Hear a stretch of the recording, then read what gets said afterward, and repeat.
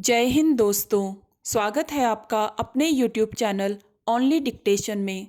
दोस्तों, आज की डिक्टेशन आपको 70 शब्द प्रति मिनट और 80 शब्द प्रति मिनट की स्पीड से मिलेगी। तो चलिए शुरू करते हैं। 70 शब्द प्रति मिनट डिक्टेशन शुरू होगी 3 सेकंड बाद। सभापति जी, मैं आपके माध्यम से मंत्री जी से ओला प्रभावित क्षेत्र के बारे में पूछना चाहता हूँ।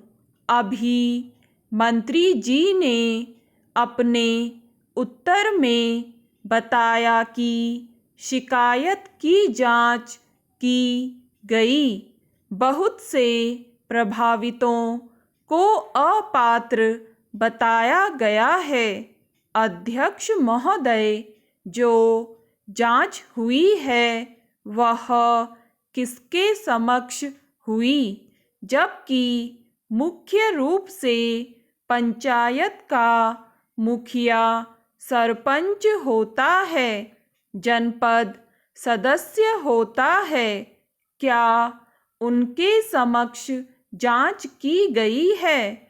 मैं माननीय मंत्री जी से निवेदन करना चाहूँगा कि वे जांच प्रतिवेदन बता दें, तब मैं सदन में दिए गए आश्वासन का पूरी तरह से विश्वास करूँगा।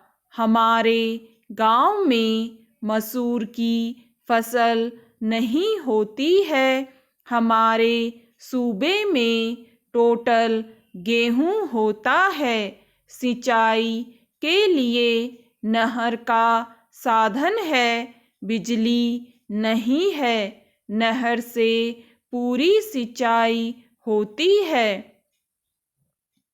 अध्यक्ष महोदय, हमने 3,96,00,000 रुपया पीड़ित ओला प्रभावितों को बांट दिया है और इसका संयुक्त सर्वे तहसीलदार और कृषि विस्तार अधिकारी करते हैं। सर्वे के आधार पर हम राहत राशि वितरित करते हैं। आपकी इस बात से सहमत नहीं हुआ जा सकता है। श्रीमान जी, मेरा कहना है कि तहसील में इतना भीषण ओला पड़ा था कि कई जानवर मारे गए थे। कलेक्टर का 100% मुआवजा देने का आदेश था। कहीं कहीं तो 30% दिया गया है, जबकि तहसील में कहीं 10,000 और कहीं कहीं 20,000 रुपये के चेक गांव में बुला बुला कर किसानों को बांट दिए गए, पर अभी तक खाते में पैसा नहीं पहुंचा है। मैं यह चाहता हूं कि जो किसान गलती से रह गए हैं, जिनको आज तक मुआवजा नहीं मिला है, उन्हें भी मुआवजा दिया जाना चाहिए। उपाध्यक्ष महोदय, मैं बड़ी हास्यास्पद बात की ओर आपका ध्यान आकर्षित करना चाहता हूँ। वह यह है कि जिस किसान की फसल ओले गिरने के पहले ही कट चुकी थी, खेत पूरी तरह से खाली पड़ा था, मुआवजा राशि उसको दे दी। इस राशि का जो वास्तविक हकदार नहीं था, दूसरी तरफ वह किसान है जिसके गेहूं की फसल का ओला पड़ने के कारण अंट संट तरीके से नुकसान हो गया था और मुआवजा पाने की पात्रता रखता था उसको मुआवजा नहीं दिया गया।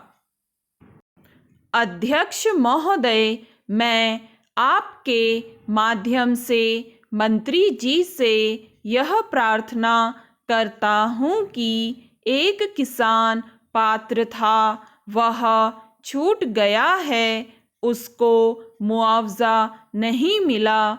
जिसको मुआवजा मिला उसके खेत से खेत लगा हुआ है, परंतु जिसका नुकसान हुआ उसको मुआवजा नहीं मिला। एक के खेत में ओला पड़ गया, दूसरे के खेत में नहीं पड़ा। यह किस प्रकार का न्याय है? पूरे 25 गांव ऐसे हैं जिन्हें आज तक मुआवजा नहीं मिला। जब आप उपस्थित होकर अपने समक्ष में जांच करेंगे तब आपको असलियत का पता चलेगा। मैं आपकी शुद्ध भावना को समझता हूँ, इसीलिए मैं पूर्ण रूप से आपका सम्मान करता हूँ। स्टॉप। दोस्तों, अब यही डिक्टेशन आपको मिलेगी 80 शब्द प्रति मिनट की स्पीड से 3 सेकंड बाद।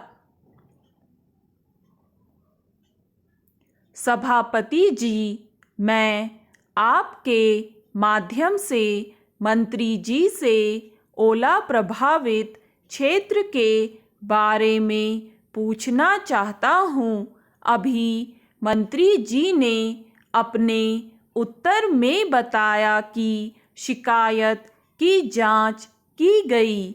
बहुत से प्रभावितों को अपात्र बताया गया है। अध्यक्ष महोदय, जो जांच हुई है वह किसके समक्ष हुई? जबकि मुख्य रूप से पंचायत का मुखिया सरपंच होता है, जनपद सदस्य होता है, क्या उनके समक्ष जांच की गई है? मैं माननीय मंत्री जी से निवेदन करना चाहूँगा कि वे जांच प्रतिवेदन बता दें, तब मैं सदन में दिए गए आश्वासन का पूरी तरह से विश्वास करूँगा।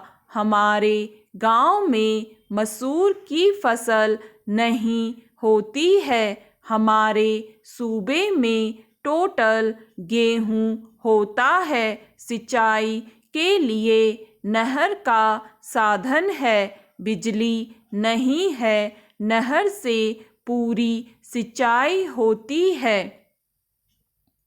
अध्यक्ष महोदय, हमने 3,96,00,000 रुपया पीड़ित ओला प्रभावितों को बांट दिया है और इसका संयुक्त सर्वे तहसीलदार और कृषि विस्तार अधिकारी करते हैं। सर्वे के आधार पर हम राहत राशि वितरित करते हैं। आपकी इस बात से सहमत नहीं हुआ जा सकता है।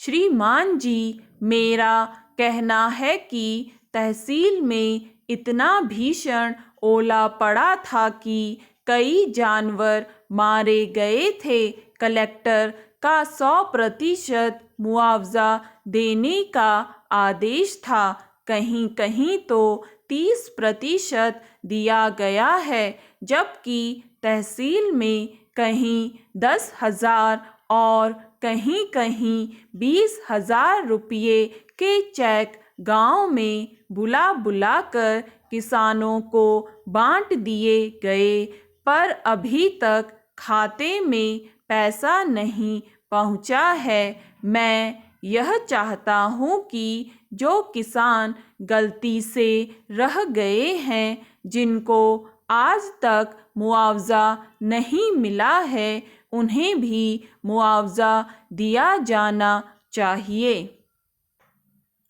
उपाध्यक्ष महोदय, मैं बड़ी हास्यास्पद बात की ओर आपका ध्यान आकर्षित करना चाहता हूँ वह यह है कि जिस किसान की फसल ओले गिरने के पहले ही कट चुकी थी, खेत पूरी तरह से खाली पड़ा था, मुआवजा राशि उसको दे दी। इस राशि का जो वास्तविक हकदार नहीं था, दूसरी तरफ वह किसान है जिसके गेहूं की फसल का ओला पड़ने के कारण अंट-संट तरीके से नुकसान हो गया था और मुआवजा पाने की पात्रता रखता था, उसको मुआवजा नहीं दिया गया।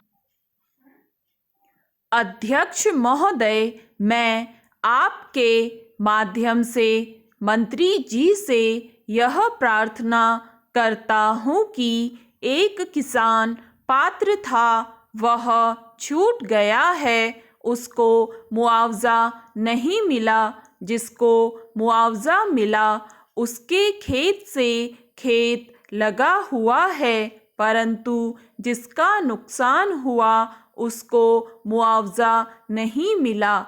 एक के खेत में ओला पड़ गया, दूसरे के खेत में नहीं पड़ा। यह किस प्रकार का न्याय है? पूरे 25 गांव ऐसे हैं जिन्हें आज तक मुआवजा नहीं मिला। जब आप उपस्थित होकर अपने समक्ष में जांच करेंगे तब आपको असलियत का पता चलेगा। मैं आपकी शुद्ध भावना को समझता हूँ, इसीलिए मैं पूर्ण रूप से आपका सम्मान करता हूँ। स्टॉप।